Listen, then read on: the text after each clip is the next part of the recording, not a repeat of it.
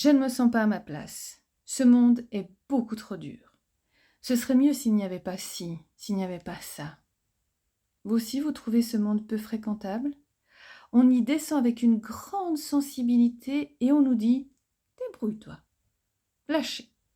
Alors on cherche une raison. Il y a bien un motif ou une motivation à être descendu, non? Eh bien, après avoir fait le tour du pourquoi pendant plusieurs années, je peux vous suggérer quelques réponses qui dépendent toutes d'une religion, d'une philosophie, d'une croyance.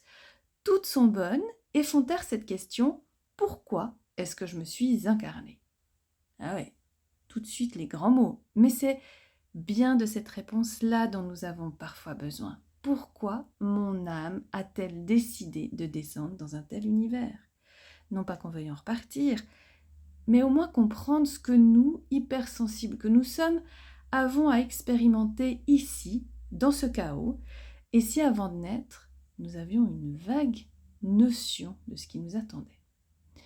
Comme je vous le disais, j'ai beaucoup cherché. Et je me suis souvenue d'une phrase de ma chère Chantal Rialan, qui lors d'un de ses coachings m'a dit « Aline, il se pourrait qu'il y ait des choses que vous ne compreniez jamais. »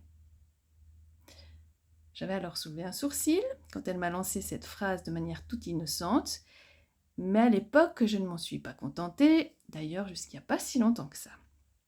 Et dans mon cabinet, je vous vois nombreuses et nombreux, vous les hypersensibles, avec ce même questionnement.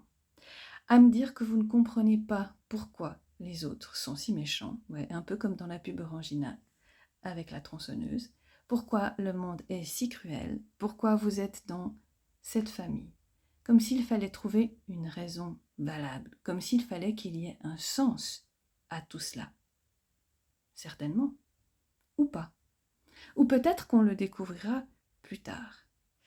Difficile d'accepter le décor qu'on nous impose et dans lequel nous devons jouer notre jeu d'acteur, n'est-ce pas?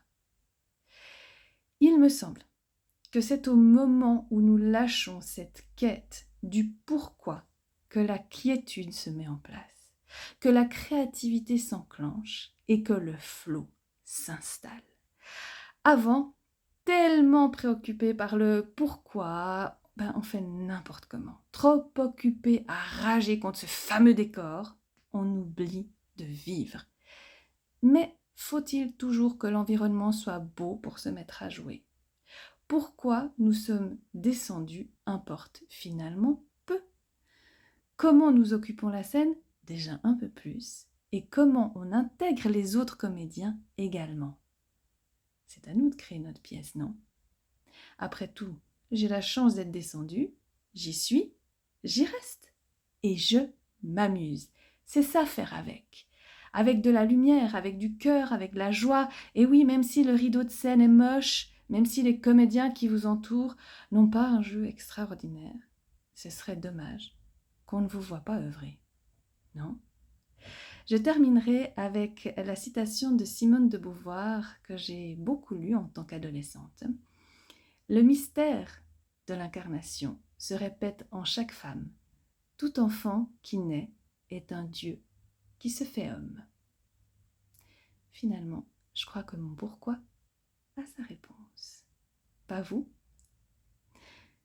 Sur ce, je vous embrasse et vous souhaite de prendre bien soin de votre hypersensibilité incarnée.